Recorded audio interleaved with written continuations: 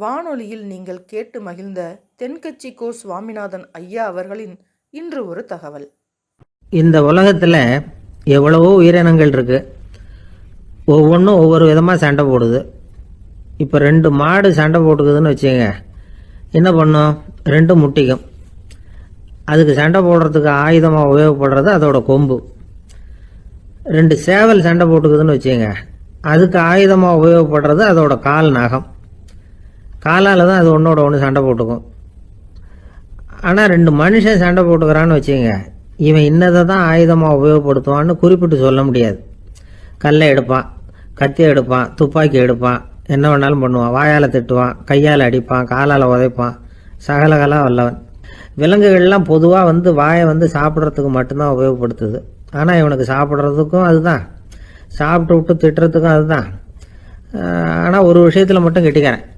அதாவது நாம் சண்டை போட்டுக்கிட்டாலும் பரவாயில்லை, கோழிகள் சண்டை போடாமல் இருக்கணும் அப்படின்னு ஆசைப்படுறான். எதுக்காக? கோழிகள் சண்டை போடாமல் இருந்தால் நிறைய முட்டைகள் போடுமா, அதுக்காக தான் இந்த அக்கறை. கோழி பண்ணை வச்சிருக்கிறவங்களுக்கு இது ஒரு பெரிய பிரச்சனை. அதாவது பண்ணையில் இருக்கிற கோழிகளுக்குள்ளே அடிக்கடி சண்டை வந்துடும். அதனால் முட்டை உற்பத்தி குறைஞ்சிரும். சரி, இதுக்கு என்ன பண்ணுறது? பண்ணையில் போய் உட்காந்துக்கிட்டு தினமும் பஞ்சாயத்து பேசிகிட்டு இருக்க முடியுமா? அமெரிக்காவில் கோழி பண்ணை வச்சிருக்கிற ஒருத்தர் இதை பற்றி யோசனை பண்ணி பார்த்தாராம். ஒரு வழியையும் கண்டுபிடிச்சிருக்கார். கோழிக்கெல்லாம் மூக்கு கண்ணாடி மாட்டி விட்டுட்டோம்னா அது சண்டை போடுற குணம் குறைஞ்சிரும், முட்டை அதிகமாகிடும். அந்த கண்ணாடியில் உள்ள லென்ஸு சிவப்பு நிறத்தில் இருக்கணும், அவ்வளவுதான் அப்படின்னு அவர் கண்டுபிடிச்சாராம். இது ஏற்கனவே நடைமுறையில் கண்டுபிடிக்கப்பட்ட ஒரு விஷயம். ஆனால் எல்லா கோழிக்கும் சிவப்பு மூக்கு கண்ணாடி எப்படி மாட்டி விடுறது? அப்படியே மாட்டி விட்டாலும் அது நழுவாமல் இருக்கணுமே. இப்போ நாமெல்லாம் நடு வரலால் மூக்கு கண்ணாடி நடுவில் தொட்டு அப்படி ஸ்டைலாக சரி பண்ணிக்கிறோம். அது மாதிரி கோழி எப்படி சரி பண்ணிக்கும்? இதுதான் பிரச்சனை. இதுக்கு அவர் என்ன வழி கண்டுபிடிச்சாருன்னா, கோழிக்கெல்லாம் மூக்கு கண்ணாடிக்கு பதிலாக விழியொட்டு வில்லைகள், கான்டாக்ட் லென்ஸ், அதை பொருத்தி விட்டா என்ன அப்படின்னு யோசனை பண்ணார். அதே மாதிரி பண்ணார். அதே மாதிரி செஞ்சு பார்த்தார், வெற்றி. அதுக்கப்புறம் கோழியெல்லாம் சண்டை போட்டுக்கலையாம், சமாதான பிரியர்களாக ஆகிட்டு தான். கோழிகளுக்கு இயல்பாகவே சண்டை போடுற குணம் உண்டு. ஆனால் அதோட கண்ணுக்கு பார்க்குற பொருள்லாம் ரோஜா நிறத்துலையோ அல்லது இன்னும் சொல்ல போனால் அழுத்தமான சிவப்பு நிறத்துலையோ தெரிஞ்சதுன்னா சண்டை போடுற குணம் குறைஞ்சிருதான். அந்த சமயத்தில் அது அதிகமாகவும் முட்டையிட ஆரம்பிச்சுடுதான். அதே நேரத்தில் இறை எடுக்கிறத கூட குறைச்சிக்குதான். இது ஏன் இப்படி பண்ணுதுங்கிறது விஞ்ஞானிகளுக்கு இன்னமும் புரியலையா. எப்படியோ அமெரிக்க கோழிகள்லாம் கான்டாக்ட் லென்ஸ் பொருத்திக்க ஆரம்பித்தாச்சு. கோழி கழுத்தை பிடிச்சிக்கிட்டு ஒரு சில வினாடிகளில் அதை பொருத்தி விட்றாங்களாம். கோழியோட ஆயுள் பூரா அது அப்படியே இருக்குமா. பண்ணையில் முட்டை உற்பத்தி குறைஞ்சா இது மாதிரி விஞ்ஞானபூர்வமாக பரிகாரம் தேடுறது தான் நல்லது. நமக்கு வேண்டியப்பட்ட ஒருத்தர், அவர் ஒரு கோழி பண்ணை வச்சுருந்தார். அந்த பண்ணையில் பாதி கோழி திடீர்னு செத்து போச்சு. உடனே ஒரு கால்நடை மருத்துவர்கிட்ட போக வேண்டியது தானே. அங்கே போகல, உள்ளூரில் மந்திரம் பண்ணிகிட்டு இருந்த ஒரு சாமியார்கிட்ட போனார். அவர் காலில் விழுந்தார். சாமி, என் பண்ணையில் பாதி கோழி செத்து போட்டுதுன்னார். சாமியார் யோசனை பண்ணார். சரி, பண்ணையில் வாசப்படி கிழக்கு பக்கமாக வச்சுருக்கியா மேற்கு பக்கமாக வச்சுருக்கியான்னு கேட்டார். கிழக்கு பக்கமாக இருக்குன்னார் அவர். அதுதான் தப்பு, மேற்கு பக்கமாக அதை மாற்று சரியாக போடும்னாராம். அதே போல் அவர் போய் மாற்றிவிட்டார். அப்பவும் பாதி செத்து போச்சு. மறுபடியும் சொன்னார், சாமி மறுபடியும் பாதி கோழி செத்து போட்டுதேன்னார். சரி, கூரை எப்படி போட்டிருக்க? ஓடு போட்டிருக்கியா இல்லை கீத்து போட்டிருக்கியான்னார். ஓடு போட்டிருக்கேன்னாராம் அவர். அதுதான் தப்பு, கீத்து போட்டுரும் சரியாக போடும்னாராம். சரின்னு போய் அதையும் மாற்றி பார்த்தார். மறுபடியும் போயிட்டுது, கோழி செத்து போச்சு. வந்தார், மறுபடியும் பாதி செத்து போச்சு சாமின்னு வந்தார். இவரும் யோசனையை மாற்றி மாற்றி சொல்லிகிட்டே இருக்கிறார். இப்படி அவரும் மாற்றி மாற்றி பார்த்தார். 6வது தடவையாக அவரை தேடிட்டு வந்தார். அந்த சமயத்தில் இவர் ரொம்ப தீவிரமாக யோசனை பண்ணி பார்த்துட்டு, அது சரிப்பா, நீயும் என்கிட்ட சளைக்காமல் வந்துக்கிட்டு இருக்கிற, நானும் யோசனை சொல்லிகிட்டு இருக்கேன். இப்போவும் உங்ககிட்ட சொல்கிறதுக்கு என்கிட்ட யோசனை நிறையா இருக்குது. ஆனால் சோதிக்கிறதுக்கு உங்ககிட்ட கோழி இல்லையே, என்ன பண்ணுறது அப்படின்னாராம் இவர். ஒரு காடு, அங்கே புத்தர் அவர் பாட்டுக்கு நடந்து போய்கிட்டே இருக்கிறார். அவருக்கு பின்னாடி ஒரு குரங்கு, அதுவும் தொடர்ந்து வந்துக்கிட்டே இருக்குது. புத்தர் திரும்பி பார்த்தார். குரங்கு அப்படியே குதித்து உயர எழும்பி ஒரு கிளையில் போய் உக்காந்துது. ஏன் இப்படி பண்ணுறேன்னு கேட்டார் புத்தர். என்னை சாதாரணமாக நினைக்க வேணாம், நான் மகாமந்தி, என்னால் எல்லாம் முடியும், முடியாதுங்கிற வார்த்தையே என்னுடைய அகராதியில் கிடையாது, என்ன வேணும்னாலும் செய்வேன் அப்படின்னுது. அப்படின்னா ஒரு பந்தயம் வச்சுக்கலாமான்னாரு இவர். ஓ, வச்சுக்கலாமேன்னுது. வேற ஒன்றும் இல்லை, இப்போ நீ மேலே எழும்பி அந்த கிளையில் உட்காந்தது மாதிரி அங்கேருந்து தாவி என் உள்ளங்கையில் உட்காரணும், அவ்வளவுதான் அப்படின்னார். அப்படி உட்காந்துட்டா என்ன பரிசு அப்படின்னு கேட்டது அது. சொர்க்கத்தில் இருக்கிற மாமன்னன் மரகத சக்கரவர்த்தியை என்னோட வந்து இருக்கும்படியாக கூப்பிட்டுக்கிறேன். அந்த சமயத்தில் அவருடைய அரியணை வந்து அங்கே காலியாகிடும், நீ அதில் போய் உட்காந்துக்கலாம். பந்தயத்தில் தோத்துட்டா ஒரு கல்ப காலம் இந்த பூமியில் வாழ வேண்டியிருக்கும், அதுக்கு பிறகு தான் என்கிட்ட வர முடியும், என்ன சொல்கிற அப்படின்னார். குரங்குக்கு தாவறது ஒரு பெரிய காரியமா? இது எனக்கு ரொம்ப சாதாரண விஷயம், என்ன இப்போவே தாவட்டுமா அப்படின்னுது. சரின்னு சொல்லி உள்ளங்கையை நீட்டினார். அவருடைய கை தாமரை இலை அளவுக்கு அப்படியே விரிஞ்சுது. குரங்கு சௌரியமாக வந்து உட்கார்றதுக்காக. குரங்கு தாவறதுக்கு தயாராச்சு. அதுக்கு முன்னாடி ஒரு சின்ன யோசனை அதுக்கு. இந்த கிளையிலேருந்து அந்த கைக்கு தாவறது எனக்கு ரொம்ப அற்பமான ஒரு வேலை, இது ரொம்ப சாதாரணம், என்னுடைய கௌரவத்துக்கு இது சரியாக இருக்காது. அதனால் நான் என்ன பண்ண போகிறேன்னா, இங்கேருந்து கிளையிலேருந்து அப்படியே உயர எழும்ப போகிறேன். எழும்பி மேல் உலகம் போய் அங்கே ஒரு சுற்றிவிட்டு அதுக்கப்புறம் அங்கேருந்து நேராக வந்து இந்த கையில் உட்கார போகிறேன் அப்படின்னு நினச்சது.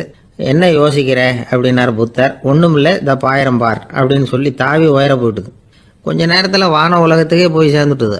அங்கே போய் பார்த்தா அங்கே ஒரு 5 பளிங்கு தூண்கள் இளம் சிவப்பு நிறத்தில் நின்றுக்கிட்டு இருக்குது. குரங்கு நினச்சிக்கிட்டது, புத்தர்கிட்ட போய் இந்த பளிங்கு தூண்களை பார்த்தோம்னு சொன்னால் அப்படியே திகைச்சு போயிடுவார், இந்த தூணில் ஏதாவது அடையாளம் செஞ்சுட்டு போகணும் அப்படின்னு அந்த இடத்துல மிதந்துக்கிட்டே நினச்சிது. உடனே ஒரு தூணில் எழுதிச்சு. என்ன எழுதிச்சுன்னா, ஒரு மகா ஞானி இங்கே வந்துட்டு போகிறார் அப்படின்னு எழுதிச்சு. எழுதிவிட்டு அப்படியே கீழே தாவி வந்து புத்தரோட உள்ளங்கையில் உட்காந்துது. எப்படி பார்த்தீங்களா என்னுடைய வேலை? வான உலகத்துக்கே போய் அங்கே இருக்கிற 5 பளிங்கு தூண்களை பார்த்துட்டு அதில் நான் வந்த விவரத்தை எழுதி வச்சுட்டு அதுக்கப்புறம் இங்கே வந்திருக்கிறேன் அப்படின்னுது ரொம்ப பெருமையாக. அப்படியா அப்படின்னார் புத்தர்.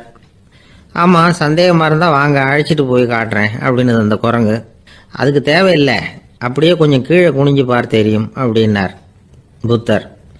அங்கே பார்த்தா புத்தரோட உள்ளங்கை தெரிஞ்சுது. நல்லா உத்து பார்த்துது. அவரோட ஒரு விரலில் அது எழுதிய வாசகம் தெரிஞ்சுது. குரங்கு யோசனை பண்ணிச்சு, அப்படின்னா வானத்தில் நான் பார்த்தது புத்தரோட விரல்களா அப்படின்னு யோசிச்சுது. இதை புரிஞ்சுக்கிட்ட உடனே அந்த குரங்கோட கர்வம் அழிஞ்சு போச்சான். நம்ம மனசு தான் இந்த குரங்கு. மனம்ங்கிறதும் ஆணவம்ங்கிறதும் ஒரு நாணயத்தின் 2 பக்கங்கள். மனம் உள்ளவரை ஆணவமும் இருக்கும். மனம் அழிஞ்சாதான் ஆணவம் அழியும். மனம் அழிய வேண்டும் அப்படின்னு பெரியவங்க சொல்கிறது இந்த அர்த்தத்தில் தான். நம்ம ஆளுங்க சவால் விடுறதெல்லாம் வேறு மாதிரி. ஒருத்தன் ஒரு வாய்க்காலை தாண்டுறேன்னு பந்தயம் கட்டி தாண்ட முடியாமல் வாய்க்காலில் விழுந்து காலை உடச்சிக்கிட்டு கட்டு போட்டுக்கிட்டு வந்தான். ஏன்டா அப்படின்னு கேட்டாங்க. நான் பந்தயம் கட்டின நேரம் சரியில்லை அப்படின்னா. எப்படிறான்னு கேட்டிருக்காங்க. வாய்க்காலில் தண்ணி இருக்கிற நேரமாக பார்த்து பந்தயம் கட்டியிருக்கணும் அப்படின்னா. திபேத் நாட்டில் புத்த மடாலயங்கள் நிறைய உண்டு. அதுக்கு ஒரு தலைமையகமும் உண்டு. அது இந்த திபேத் தலைநகரம் லாசாவில் இருக்குது. ரொம்ப காலத்துக்கு அப்பால் அதை பற்றியெல்லாம் நிறைய விவரங்கள் எழுதி வச்சிருக்கிறாங்க. அது இப்போவும் நமக்கு கிடைக்குது. அதாவது ரொம்ப தூரத்துக்கு அந்தாண்ட மலைகளுக்கு நடுவில் ஒரு கிளை மடாலயம். அந்த மடத்தின் தலைவருக்கு வயசாயிட்டு தான். அதனால் தலைமை பொறுப்பை வேற ஒருத்தர்கிட்ட ஒப்படைக்கலாம் அப்படின்னு முடிவு பண்ணாராம். உடனே ஒரு லாமாவை கூப்பிட்டார். அவர் மூலமாக தலைமை மடாலயத்துக்கு செய்தி அனுப்புனார், பொருத்தமான வாரிசு ஒருத்தரை அனுப்பி வைக்கும்படியாக. அந்த வாலிப லாமா புறப்பட்டார்.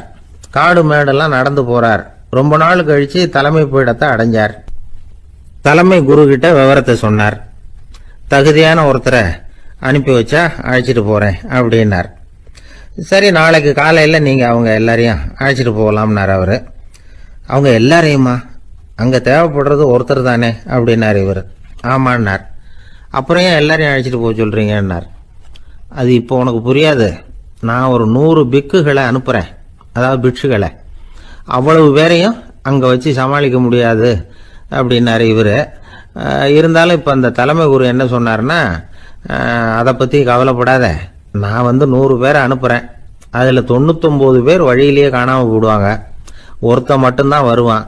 அவனும் அங்கே வந்து சேர்ந்துட்டானா நீ ரொம்ப கொடுத்து வச்சவன் அப்படின்னார். இவருக்கு ஒன்றும் புரியல.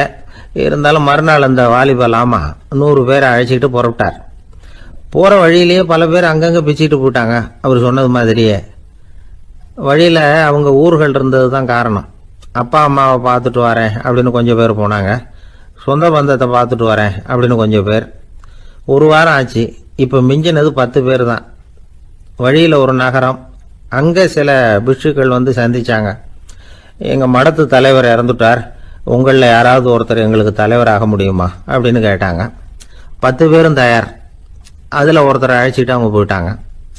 இன்னொரு ஊரில் சில பேர் வந்தாங்க, வழி மறிச்சாங்க. நில்லுங்க, எங்கள் மன்னர் மகளுக்கு திருமணம், அதை நடத்தி வைக்க 3 லாமாக்கள் தேவை அப்படின்னாங்க. இப்படி கொஞ்சம் கொஞ்சமாக எல்லாரும் காலி. கடைசியில் 2 பேரும் மிஞ்சினாங்க. அங்கே ஒரு இளம்பெண் எதிரில் வந்தா.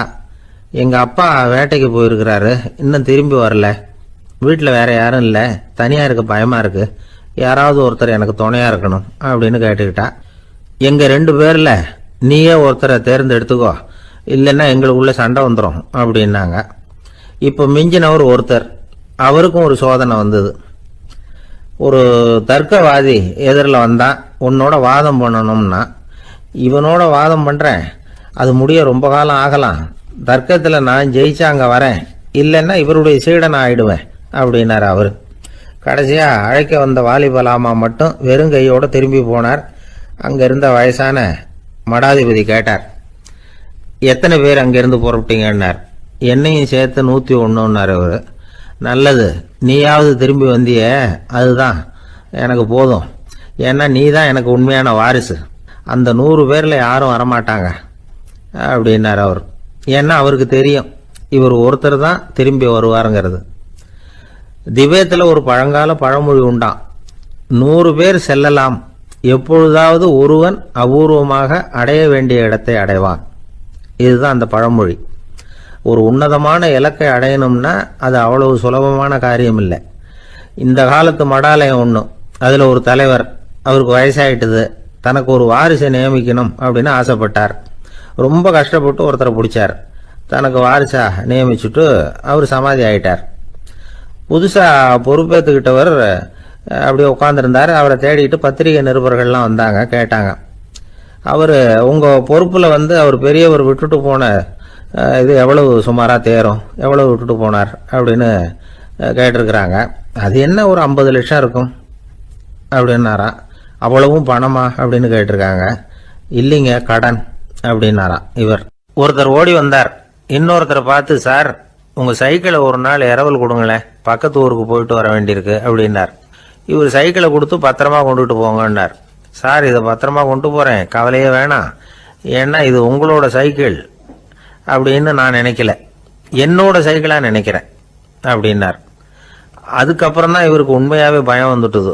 ஏன்னா அவர் சொன்னது மாதிரி அதை தன்னோட சைக்கிளாகவே நினச்சி தள்ளிட்டு போட்டா என்ன பண்ணுறது? எது எதை நம்முடையதா நினைக்கணுங்கிறதுக்கு ஒரு வரையறை இருக்குது. சில பேர் ஆஃபீஸையே வீடாக நினச்சி விடுறது உண்டு. அப்படிப்பட்டவங்க கூட வீட்டை ஆஃபீஸாக நினைக்கிறது இல்லை. ஏன்னா வீட்டில் இவர் ஆஃபீஸராக நடந்துக்க முடியறதில்லை. இதெல்லாம் ஒரு பக்கம் இருக்கட்டும், இப்போ விஷயத்துக்கு வருவோம். பொறியியல் மேதை டாக்டர் விஸ்வேஸ்வரய்யா இருந்தார் இல்லையா, பாரத ரத்னா விருதெல்லாம் கொடுத்தாங்களே. ஆஃபீஸ் வேலை வேற, சொந்த வேலை வேற அப்படிங்கிறதுக்கு ஒரு உதாரணமாக இருந்தவர் அவர். மைசூர் மகாராஜா கிட்ட திவானா இருந்தார். அவர் ஒரு நாள் அரசாங்க வேலை காரணமாக வெளியூர் போயிருந்தார். ஹாசன்கிற ஊருக்கு பக்கத்தில் ஒரு பயண மாளிகை, அங்கே தங்கிவிட்டார். ராத்திரி அங்கே தங்கி இருந்துட்டு விடிஞ்சதும் ஊருக்கு திரும்புறதாக திட்டம். ராத்திரி தூங்குறதுக்கு ரொம்ப நேரம் ஆயிட்டுது. ரொம்ப நேரம் வரைக்கும் அரசாங்க சம்பந்தப்பட்ட வேலைகளையே பார்த்துக்கிட்டு இருக்கிறார். அரசாங்க ஃபைல்கள் நிறைய இருந்தது. அதையெல்லாம் ஒவ்வொன்றா எடுத்தார், படித்து பார்த்தார், பரிசீலனை பண்ணார். அது அதில் எழுத வேண்டியதை எழுதினார், கையெழுத்து போட்டார். ஒரு வழியாக அந்த வேலையெல்லாம் முடிஞ்சுது. அதுக்கப்புறம் என்ன பண்ணார்னா, தன்னுடைய சூட்கேஸை திறந்தார். அதிலிருந்து 2 மெழுகுவத்தியை எடுத்து கொளுத்தி வச்சார். அந்த பயண மாளிகையில் அது வரைக்கும் எரிஞ்சுக்கிட்டு இருந்த மின்சார விளக்குகளை அணைச்சுட்டார். அதுக்கு பிறகு அந்த மெழுகுவத்தி வெளிச்சத்தில் சில புத்தகங்களை தொடர்ந்து படிக்க ஆரம்பிச்சிட்டார். அந்த பயண மாளிகையில் பணியாளராக இருந்தவர் இதை பார்த்துட்டு ஓடி வந்தார். மறுபடியும் மின் விளக்கு போடுறதுக்காக போனார். விஸ்வேஸ்வரய்யா அதை பார்த்துட்டு போட வேணாம்ட்டாராம். இது வரைக்கும் நான் அரசாங்க அலுவல்களை கவனிச்சுக்கிட்டு இருந்தேன், அதனால மின் விளக்குகள் அப்போ எரிஞ்சதில் தப்பு இல்லை. இப்போ நான் புத்தகம் படிச்சுக்கிட்டு இருக்கேன், இது என்னுடைய சொந்த வேலை. இங்கே இருக்கிற மின் விளக்கு அதுக்காக ஏன் எரியணும் அப்படின்னு கேட்டாராம். இப்போ இருக்கிற சில அரசு பணியாளர்கள்கிட்ட இந்த சம்பவத்தை பேச்சோட பேச்சா சொல்லி பார்த்தேன். அவங்களால இதை ஜீரணிக்கவே முடியல. நேர்மை தேவைதான் சார், அதுக்காக அவ்வளவு தூரத்துக்கு அது தேவையா அப்படிங்கிறாங்க. விஸ்வேஸ்வரையா அப்படி பண்ணினது தான் ஒரு நேர்மையாளர் அப்படின்னு இந்த உலகத்துக்கு நிரூபிக்கணுங்கிறதுக்காக இல்லை. தான் அப்படி நடந்து காட்டினா தன்னை சுற்றி இருக்கிறவங்களும் அதை கேள்விப்படுறவங்களும் முடிஞ்ச அளவுக்கு பொது வாழ்க்கையில் அரசு பணியில் நேர்மையை கடைபிடிக்க முயற்சி பண்ணலாமே அப்படிங்கிறதுக்காகத்தான். இப்போவும் சில பேர் இருக்கிறாங்க, இவங்க ஆஃபீஸ் வேற வீடு வேறன்னு நினைக்கிறது இல்லை, அவ்வளோ உரிமை. ஒருத்தர் அப்படிதான், அவருக்கு அவசரமாக 5000 ரூபா தேவைப்பட்டது, ஆஃபீஸு பணத்தை எடுத்துக்கிட்டார். அந்த நேரம் பார்த்து ஆடிட் வந்துட்டுது, ஆப்பிட்டுக்கிட்டார். விசாரணை நடக்குது. அவர் சொல்றார், சார் நான் நேரம் காலம் பார்க்காம ஆஃபீஸில் வேலை செய்வேன், ஏன்னா அதை என்னோட ஆஃபீஸாக நினைக்கிறேன். அவசரத்துக்கு அந்த பணத்தை எடுத்தேன், மறுபடியும் வச்சுடலாம்னு தான் இருந்தேன், அதுக்குள்ளே இப்படி ஆயிட்டுது. நீங்கள் என்ன நினைச்சாலும் சரி, நான் ஆஃபீஸ் வேற வீடு வேற அப்படின்னு நினைக்கிறது இல்லை, அது என்னோட சுபாவம் அப்படின்னார். விசாரணை பண்ணவர் தீர்ப்பு வழங்கினார். உங்கள் சுபாவத்துக்கு மதிப்பு கொடுத்து நானும் தீர்ப்பு வழங்குறேன். நீங்கள் கொஞ்ச நாள் ஜெயிலில் இருந்துட்டு வாங்க, அது உங்களுக்கு கஷ்டமாக இருக்காதுன்னு நினைக்கிறேன். ஏன்னா அங்கே போனாலும் நீங்கள் உங்கள் சுபாவப்படி வீடு வேற ஜெயில் வேறன்னு நினைக்க மாட்டீங்க அப்படின்னாராம். ஒருத்தர் ரொம்ப கவலையோடு உட்காந்துருந்தார். எதை பற்றி சார் கவலைப்படுறீங்கன்னு கேட்டோம். எதிர்காலத்தை பற்றி கவலைப்படுறேன்னார். ஏன்னு கேட்டோம். என்ன பண்ணுறதுன்னே தெரியல சார், எதிர்காலம் ஒரே இருட்டாக இருக்குது, பாதையே புரியலன்னார். இன்னைக்கு நம்ம இளைஞர்கள் பல பேருக்கு எதிர்காலம் இருட்டாக தான் தெரியுது. அவங்கெல்லாம் இந்த கதையை கொஞ்சம் கேட்கணும். ஒரு மலை அடிவாரத்தில் ஒரு சின்ன கிராமம். அந்த மலை ரொம்ப உயரமானது, அடர்த்தியாக செடி கொடிகள் மரங்கள் அதில் மண்டி கிடக்குது. பகல் வேளையில் இருட்டாக தான் இருக்கும், அவ்வளவு அடர்த்தி. அந்த மலை உச்சியில் ஒரு கோவில். முத நாள் ராத்திரியே புறப்பட்டாதான் காலையில் அந்த கோயிலுக்கு போய் சேர முடியும். கிராமத்து இளைஞன் ஒருத்தன் அந்த மலை உச்சிக்கு போக வேண்டியிருந்தது. கையில் ஒரு விளக்கை எடுத்துக்கிட்டு முத நாள் ராத்திரியே புறப்பட்டான். புறப்பட்டு போனவன் கிராமத்து எல்லையிலேயே நின்றுட்டான். ஏன் தெரியுமா? அவன் கையில் இருந்த விளக்கோட வெளிச்சம் 10 அடி தூரத்துக்கு தான் தெரியுது. அது வரைக்கும் தான் பாதை தெளிவாக இருக்குது. அதுக்கு அப்பால எல்லாம் ஒரே இருட்டாக இருக்குது, பாதை புரியல. இவன் யோசனை பண்ணி பார்த்தான். மனசுக்குள்ள ஒரு சந்தேகம். 10 அடி தூரம் தானே வெளிச்சம் தெரியுது, அப்படின்னா நாம் 10 அடி தூரம் தானே போக முடியும். அதுக்கு அந்தாண்ட ஒரே இருட்டாக இருக்குதே, அதில் எப்படி நாம் நடந்து போகிறது?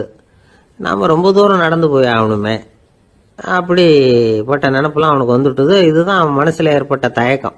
இப்படி யோசிச்சுக்கிட்டே அந்த இளம் ஆசாமி புறப்பட்ட இடத்துலயே நின்றுக்கிட்டு இருக்கிறான். அந்த சமயத்தில் ஒரு வயசான பெரியவர் அந்த பக்கமாக வந்தார். அவர் கையில் இதை விட சின்னதாக ஒரு விளக்கு வச்சிருந்தார். அது எப்படின்னா அது ஒரு 5 அடி தூரத்துக்கு தான் வெளிச்சம் காட்டுது, அவ்வளவு சின்ன விளக்கு. அவரும் மலை உச்சிக்கு போகிறதுக்காக தான் வந்துகிட்டு இருக்கிறார். அவரை பார்த்து இவன் கேட்டான், என்ன பெரியவரே, இவ்வளவு சின்ன விளக்க வச்சுக்கிட்டு அவ்வளவு தூரத்துக்கு எப்படி மலையேற போறீங்க அப்படின்னு கேட்டான். நீ ஏன் இப்படி தயங்கிட்டே நிற்கிறேன்னு கேட்டார் பெரியவர். என்கிட்ட இருக்கிற விளக்கு 10 அடி தூரத்துக்கு தான் பாதையை காட்டுதுன்னா.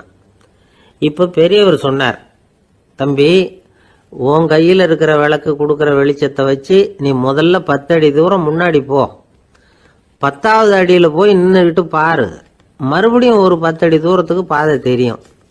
இப்படி உன் கையில் இருக்கிற விளக்கு தொடர்ந்து வெளிச்சம் காட்டிக்கிட்டே இருக்கும். நீ முன்னேற முன்னேற அந்த வெளிச்சமும் முன்னேறும். அதனால் எத்தனை கிலோமீட்டர் தூரம் வேணும்னாலும் நீ இந்த 10 அடி தூரம் வெளிச்சத்தை வச்சுக்கிட்டே நீ போயிடலாம், புறப்படு அப்படின்னார். இப்போதான் அந்த பெரியவர் சொன்னது இளைஞனுக்கு பளிச்சுன்னு புரிஞ்சுதான். உடனே உற்சாகமாக புறப்பட்டான், உச்சிக்கு போய் சேர்ந்தான். இந்த கதையிலேருந்து நாம் புரிஞ்சிக்க வேண்டியது என்ன தெரியுமா? நீண்ட கால திட்டம் ஒன்று போடும் பொழுது நமக்கு முன்னாடி இருக்கிறத மறந்துட்டு மனசை போட்டு குழப்பிக்க கூடாது. உங்கள் கையில் என்ன இருக்கோ அதுலேயே உங்கள் எதிர்காலம் மறைஞ்சிருக்குது. கண் முன்னாடி தெரியறத வச்சு ஆரம்பிங்க, போக போக வழி தானாக புலப்படும் அப்படிங்கிறார் ஒரு பெரியவர். பெரிய பயணங்களையெல்லாம் இப்படி தான் நடத்த வேண்டியிருக்கும். ஒவ்வொரு அடியாக எடுத்து வச்சா ஓடி போய் சேர்ந்து விடலாம், மலைச்சி போய் நின்றுட்டா நின்றுக்கிட்டே இருக்க வேண்டியது தான். நம்ம ஆள்லாம் ரொம்ப மோசமாக இருக்கிறாங்க. ஒருத்தன் அப்படி தான் நீண்ட தூர பிரயாணம் ஒன்று புறப்பட்டான். ரயில் போய்கிட்டே இருந்தது. கொஞ்சம் தூரம் போச்சு, பாதி வழியில் கையில் வச்சுருந்த டிக்கெட்டை காற்றுல விட்டுட்டான். ஐயோ, என் டிக்கெட்டு போயிட்டுதே அப்படின்னு கத்த ஆரம்பிச்சுட்டான்.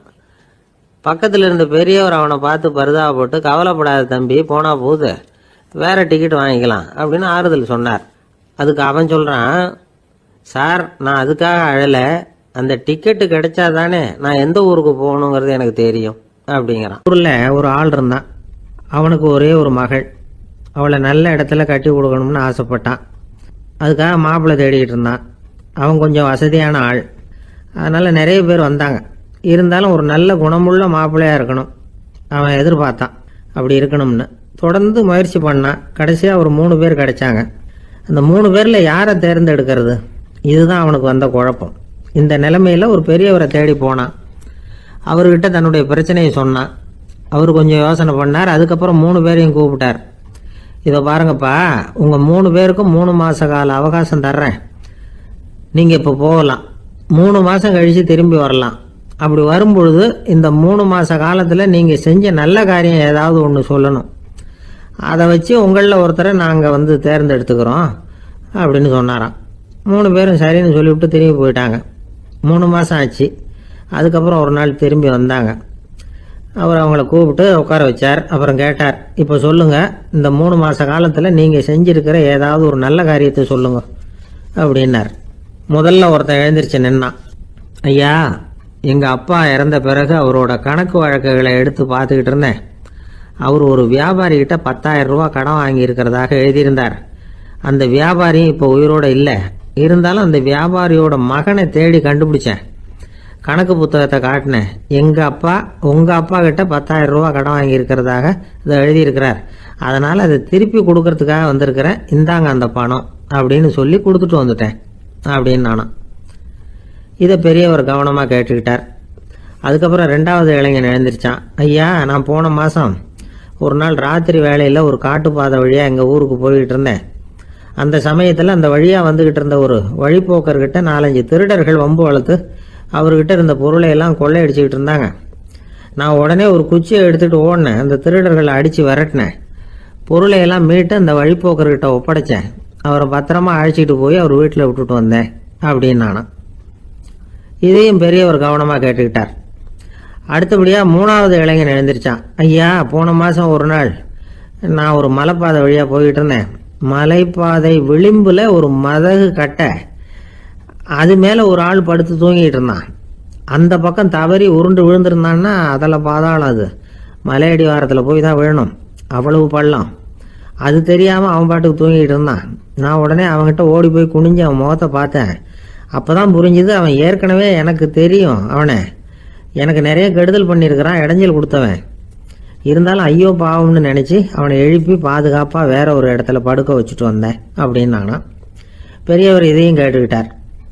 அதுக்கப்புறம் அவங்க 3 பேரையும் பார்த்து, நீங்கள் போகலாம், நாங்கள் யோசித்து முடிவு பண்ணி உங்களுக்கு சொல்லி அனுப்புகிறோம் அப்படின்னாராம்.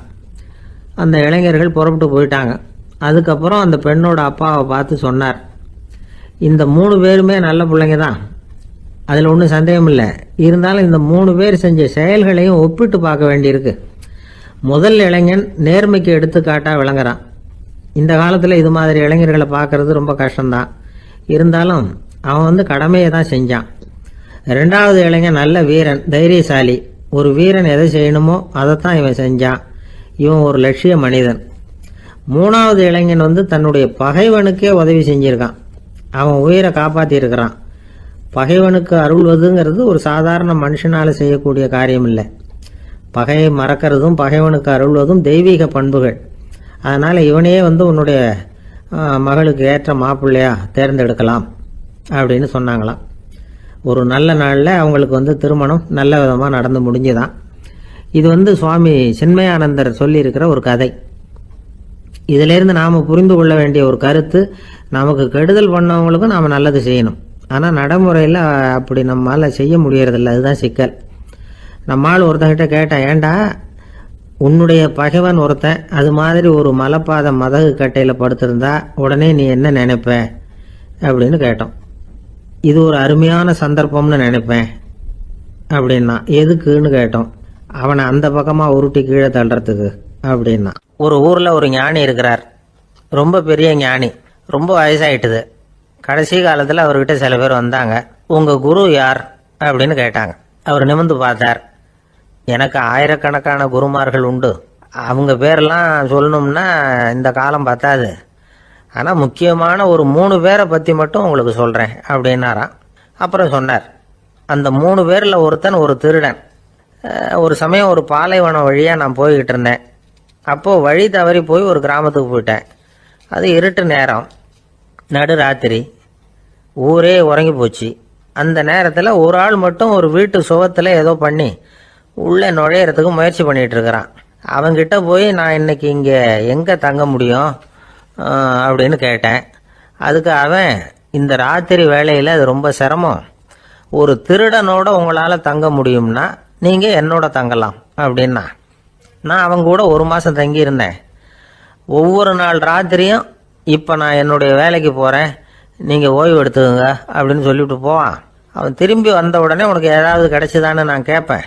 அதுக்கு அவன், இன்னைக்கு ராத்திரி ஒன்றும் இல்லை, நாளைக்கு மறுபடியும் முயற்சி பண்ணுவேன் அப்படின்பா. எப்பவும் அவன் நம்பிக்கை இழந்ததே கிடையாது, எப்பவும் சந்தோஷமாகவே இருப்பான். நானும் ரொம்ப காலமாக தியானம் பண்ணிக்கிட்டே இருந்தேன், ஒன்றுமே நடக்கலை. ஆனால் நான் என்ன பண்ணேன் தெரியுமா, மனசு வருத்தப்படும், நம்பிக்கை இழந்துருவேன். அப்போல்லாம் அந்த திருடனுடைய விடாமுயற்சி தான் ஞாபகத்துக்கு வரும். அதனால் அந்த திருடன் எனக்கு ஒரு குரு. என்னுடைய 2வது குரு யாருன்னா அது ஒரு நாய். இது எப்படின்னா, ஒரு சமயம் எனக்கு ரொம்ப தாகமாக இருந்தது. ஒரு நதியை நோக்கி போய்கிட்டு இருந்தேன். அப்போ ஒரு நாயும் வந்தது. அதுக்கும் தாகம். ஓடி வந்து ஆற்றை பார்த்தது. அதோட நிழல் வந்து ஆற்றுல தெரிஞ்சது. அதை பார்த்ததும் பயந்துட்டுது. அதாவது அது தன்னுடைய சொந்த உருவத்தையே கண்டு பயந்தது. அதை பார்த்து குறைக்குது, திரும்பி ஓடிச்சு. ஆனால் அதுக்கு தாகம் அதிகமாக இருந்ததுனால அது மறுபடியும் திரும்பி வந்தது. பார்த்தா மறுபடியும் தண்ணியில் நாயோட உருவம் தெரியுது. இப்படி சில தடவை பண்ணிச்சு. இருந்தாலும் கடைசியில் தண்ணியில் குதிச்சுட்டுது துணிஞ்சி. இப்படி குதித்த உடனே அதோட உருவமும் மறைஞ்சுட்டுது. இதை பார்த்தேன். நான் என்ன புரிஞ்சுக்கிட்டேன்னா, எவ்வளவுதான் பயம் இருந்தால் கூட ஒருத்தன் தைரியமாக காரியத்தில் இறங்கணும் அப்படிங்கிறத புரிஞ்சுக்கிட்டேன். இந்த போதனை அந்த நாய்கிட்ட இருந்து எனக்கு கிடைச்சிது. இது ஒன்று. அடுத்தது என்னுடைய 3வது குரு யாருன்னா அது ஒரு சின்ன குழந்தை. நான் ஒரு சமயம் ஒரு நகரத்துக்கு போனேன். அங்கே ஒரு குழந்தை எரிகிற மெழுகுவத்தி ஒன்று எடுத்துக்கிட்டு வந்தது. நான் அந்த குழந்தைய பார்த்து வேடிக்கையாக கேட்டேன், ஏன் பாப்பா இந்த மெழுகுவத்தியை நீயாவே கொளுத்துனியா அப்படின்னு கேட்டேன். ஆமான்னுது அந்த குழந்தை. சரி, இந்த மெழுகுவத்தி முன்னாடி எரியாமல் இருந்தது, இப்போ எரியுது. இந்த மெழுகுவத்திக்கு வெளிச்சம் எங்கேருந்து வந்தது, அதை எனக்கு காட்ட முடியுமா அப்படின்னு கேட்டேன் அந்த குழந்தைகிட்ட. இதுக்கு அந்த குழந்தை சிரிச்சுக்கிட்டு அந்த மெழுகுவத்தியை ஊதி அணைச்சுட்டுது. அதுக்கப்புறம் என்னை பார்த்து கேட்டுது, இப்போ இந்த மெழுகுவத்தியின் வெளிச்சம் போனதை பார்த்தீங்க இல்லையா, அது எங்கே போச்சுன்னு எனக்கு சொல்லுங்க அப்படின்னுது. அந்த குழந்தை இப்படி கேட்டதும் என்கிட்ட இருந்த ஆணவம் அழிஞ்சுட்டுது. நான் படித்ததெல்லாம் அந்த வினாடியில் சுக்கு நூறாக போயிட்டுது. என்னுடைய முட்டாள்தனத்தை நான் உணர்ந்தேன் அப்படின்னு இவ்வளவும் அந்த ஞானி விவரமாக சொன்னாராம்.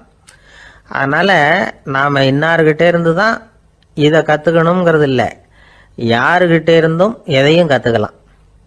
நம்மால் ஒருத்தன் ஒரு நாய் வளர்த்துக்கிட்டு இருந்தான். அந்த நாய்க்கு வால் கிடையாது, யாரோ ஏற்கனவே வெட்டி எடுத்துட்டாங்க. இந்த நாய் தான் சார் எனக்கு குரு, அதுகிட்டே இருந்து கூட நான் பாடம் கற்றுக்கிட்டு இருக்கிறேன் அப்படின்னா. அப்படி என்ன கற்றுக்கிட்டேன் அந்த வால் இல்லாத நாய்கிட்டே இருந்து அப்படின்னு கேட்டோம். நாம் யாருக்கிட்டையும் வாலாட்டக்கூடாது அப்படிங்கிற பாடத்தை அதுகிட்டே இருந்து தான் நான் கற்றுக்கிட்டேன் அப்படின்னா. ஒரே ஒரு ஊரில் ஒரு பாதிரியார் இருந்தார். ரொம்ப நாள் சந்தோஷமாக வாழ்ந்தார். ஒரு நாள் அவர் மடத்து சமையல் அறையில் பாத்திரங்களை கழுவி துலக்கி சுத்தப்படுத்திக்கிட்டு இருந்தார்.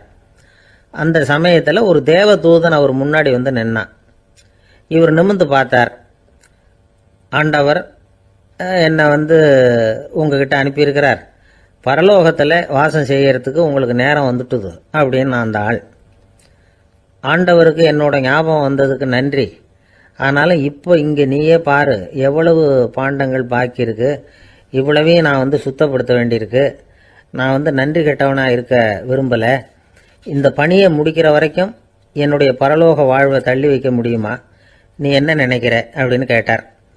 தேவதூதன் தனக்கே உரிய விவேகத்தோட அன்போட பாதிரியாரை பார்த்தான். சரி, என்ன செய்யலாம்ங்கிறத அப்புறம் சொல்கிறேன் அப்படின்னு சொல்லிவிட்டு புறப்பட்டு போயிட்டான்.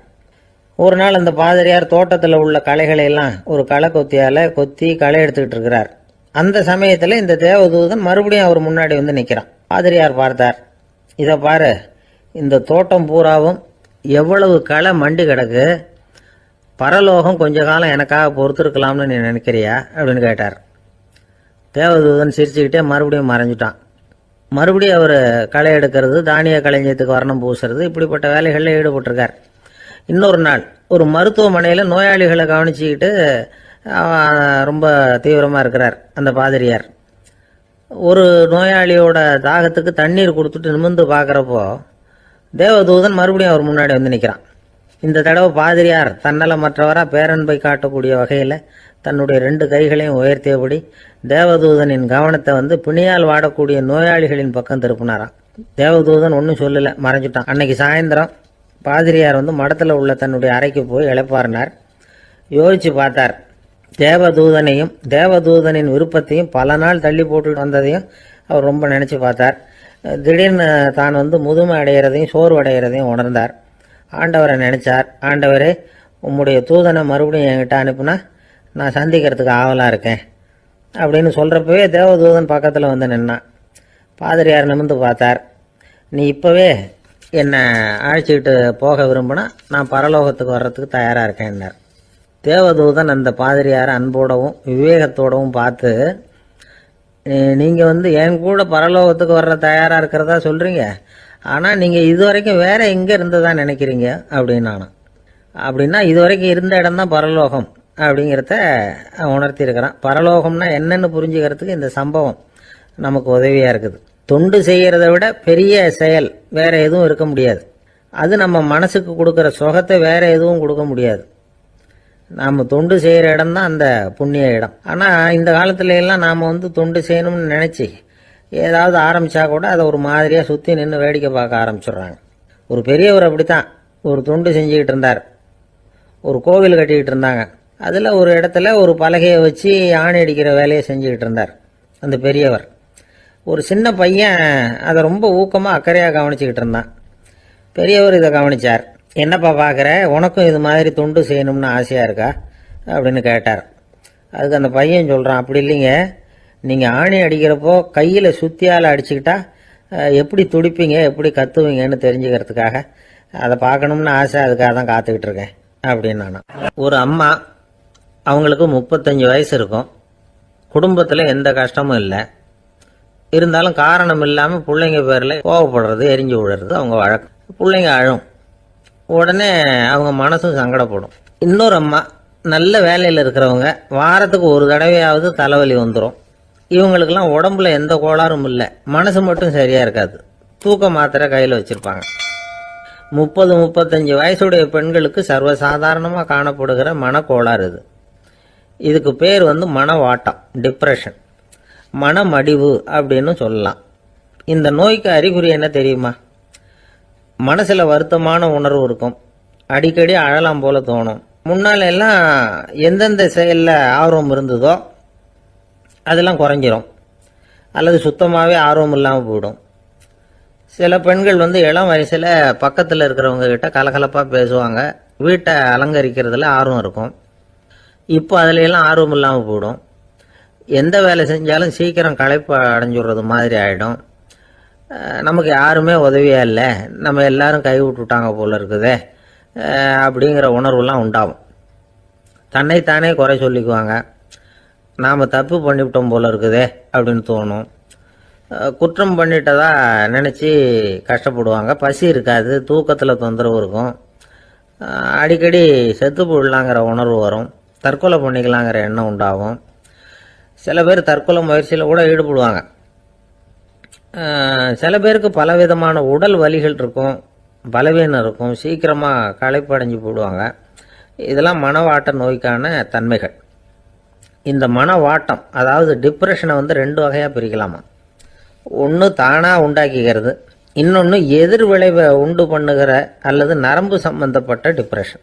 தானாக உண்டாக்கிக்கிற மனவாட்ட நோய் இருக்கு பாருங்க, அதுக்கு ஏதாவது சூழ்நிலை காரணமாக இருக்கலாம், அல்லது இல்லாமலும் போகலாம். மூளையில் டொப்பாமைன் அல்லது செரட்டோனின் இதோட அளவு குறையும் பொழுது இந்த டிப்ரெஷன் உண்டாகுது. இதுக்கு ஓரளவு பிறவி காரணங்கள் கூட இருக்கலாம். குடும்பத்தில் வேற சிலருக்கும் வரலாம். பாதிக்கப்பட்ட பெண்ணை பார்க்கறதுக்கு பலவீனமாக தெரியும், கடுமையான குற்ற உணர்வு இருக்கும், தனியாக இருக்கிறதுக்கு ஆசைப்படுவாங்க, நடு ராத்திரியில் எழுந்திரிச்சு உட்காந்து கஷ்டப்பட்டுக்கிட்டு இருப்பாங்க. கொடூரமான முறையில் தற்கொலை பண்ணிக்க முயற்சி பண்ணுவாங்க. தீ வச்சுக்கிறது, அமிலத்தை குடிக்கிறது, தூக்கில் தொங்குறது, இப்படி தானாக வரவழைச்சிக்கிற மனவாட்ட நோய் வந்து மறையக்கூடிய நோய். ஒரு தடவை வந்தால் 3லேருந்து 6 மாதம் வரைக்கும் நீடிக்கும். இடைப்பட்ட காலங்களில் நோயாளி இயல்பாக இருப்பார். எதிர் விளைவை உண்டு பண்ணுகிற அல்லது நரம்பு சம்பந்தப்பட்ட மன வாட்ட நோய் எப்படின்னா, கணவன் மனைவி, மாமியார் மருமகள், இப்படிப்பட்ட உறவு முறை பிரச்சனைகள், தோல்விகள், எரிச்சல்கள், ஆபீஸ் பிரச்சனை, இப்படிப்பட்ட சூழ்நிலையால் உண்டாகிறது. எல்லாத்துக்கும் மருந்து இருக்குது, மார்க்கம் இருக்குது, கவலைப்பட வேண்டியதில்லை, தைரியமாக இருக்கணும். உளவியல் மருத்துவம் இதுக்கு ரொம்ப உபயோகமாக இருக்கும். சில பெண்களை பாருங்கள், அவங்க எதுக்கும் அலட்டிக்கிறது இல்லை. ஒரு அம்மா அப்படி தான் தன்னுடைய கணவனை அழைச்சிக்கிட்டு ஒரு மனநோய் மருத்துவர்கிட்ட வந்தாங்க. டாக்டர், எங்கள் வீட்டுக்காரர் திடீர்னு ஒரு மாதிரி ஆயிட்டார், வித்தியாசமாக நடந்துகிறார். எப்படின்னா, இவர் தன்னையே ஒரு ஒட்டடை பூச்சியாக நினச்சிக்கிட்டு இருக்கிறார். அப்படி நினச்சிக்கிட்டு தன்னுடைய தலையாலேயே வீட்டில் உள்ள ஒட்டடையெல்லாம் தொடச்சிக்கிட்டு இருக்கிறார் அப்படின்னாங்க. எவ்வளவு நாளாக அப்படி இருக்குதுன்னு கேட்டார் டாக்டர். 1 வாரமாக அப்படி இருக்குது அப்படின்னாங்க அந்த அம்மா. அப்படின்னா முன்னாடியே ஏன் அழைச்சிட்டு வரல அப்படின்னு கேட்டார் டாக்டர். வீடு பூரா சுத்தமாகட்டுமேனு பார்த்துக்கிட்டு இருந்தேன் டாக்டர் அப்படின்னாங்களாம் அந்த அம்மா. ஒருத்தர் சிகரெட்டும் கையுமா வந்தார். சார், இந்த புகைப்பிடிக்கிற பழக்கத்தை நிறுத்தி போடணும்னு தான் பார்க்குறேன், முடியலன்னார். புகைப்பிடிக்கிறத நிறுத்துறது ரொம்ப சுலபம் சார் அப்படின்னார் இன்னொருத்தர். எப்படி சொல்கிறீங்கன்னு கேட்டார் அவர். நான் கூட ஏற்கனவே 10 தடவை அந்த பழக்கத்தை நிறுத்தி இருக்கிறேன் சார் அப்படின்னார் இவர். இதுலேருந்து என்ன தெரியுது? புகைப்பழக்கத்தை திடீர்னு விட்டு விடுறதுங்கிறது ரொம்ப கஷ்டம்னு தெரியுது. இருந்தாலும் இது சம்பந்தமான ஆராய்ச்சி, அனுபவம், இது ரெண்டையும் அடிப்படையாக வச்சு சில வழிமுறைகளை சொல்கிறாங்க. அதாவது புகைப்பிடிக்கிறத நிறுத்துறதுக்கு 10 வழிகள் உண்டு அப்படின்னு சொல்கிறாங்க.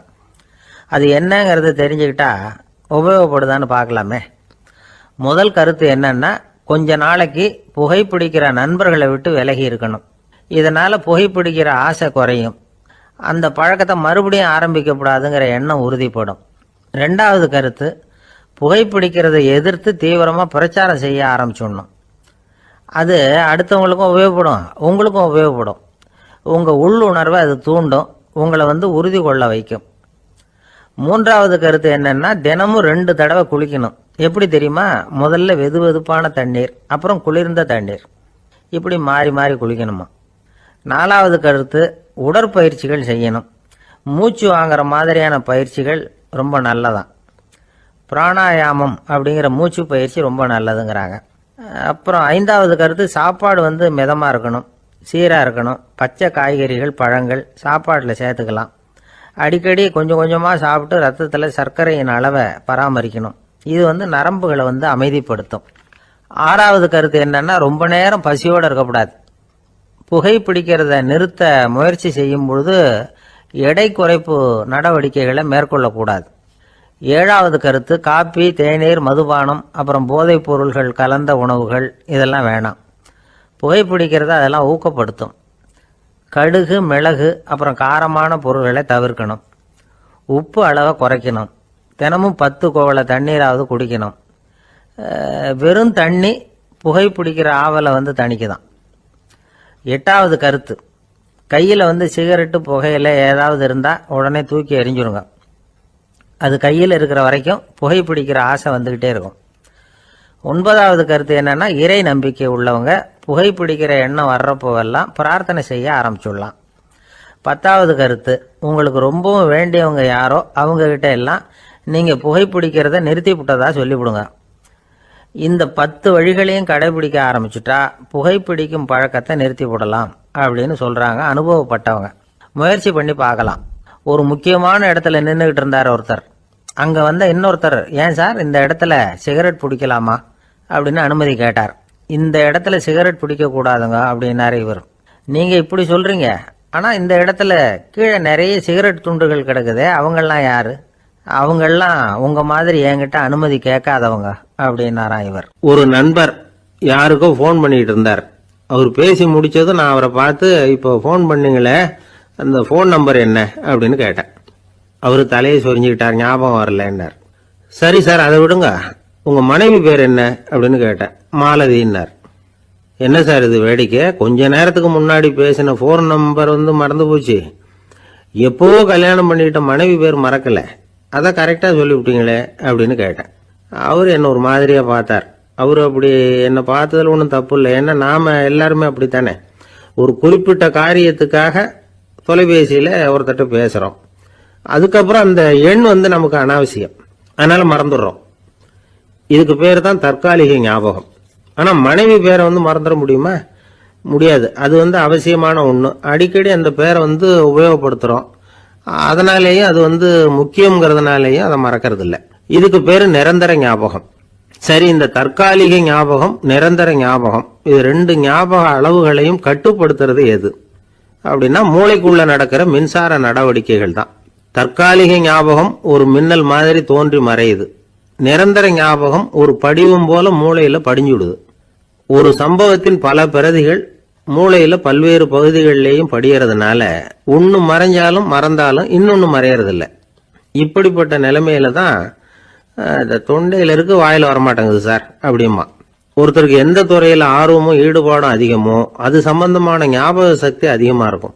தொழிலை விரும்புகிற ஒரு டெலிபோன் ஆபரேட்டருக்கு எண்கள்லாம் நல்ல ஞாபகம் இருக்கும். அது மாதிரி கவிஞர்களுக்கு வார்த்தைகள் நல்ல ஞாபகத்தில் இருக்கும்.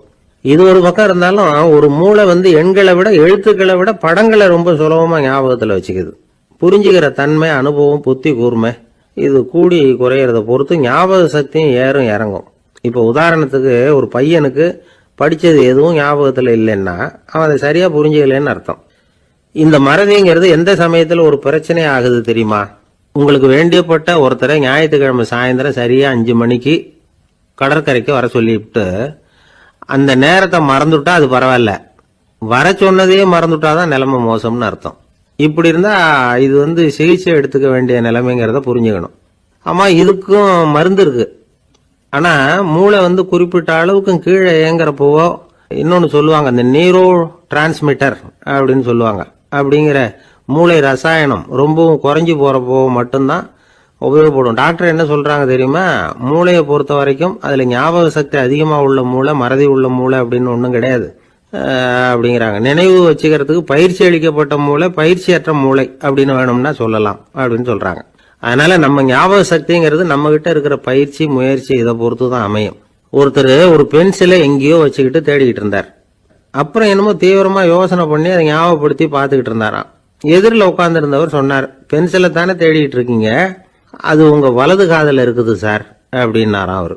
இதுக்கு அவரு சொல்லியிருக்காரு, பென்சிலை வலது காதுல தான் வச்சிருக்கேங்கிறது எனக்கு நல்லா ஞாபகம் இருக்கு, ஆனா எது வலது காதுங்கிறது தான் மறந்து போச்சு அப்படின்னாராம்.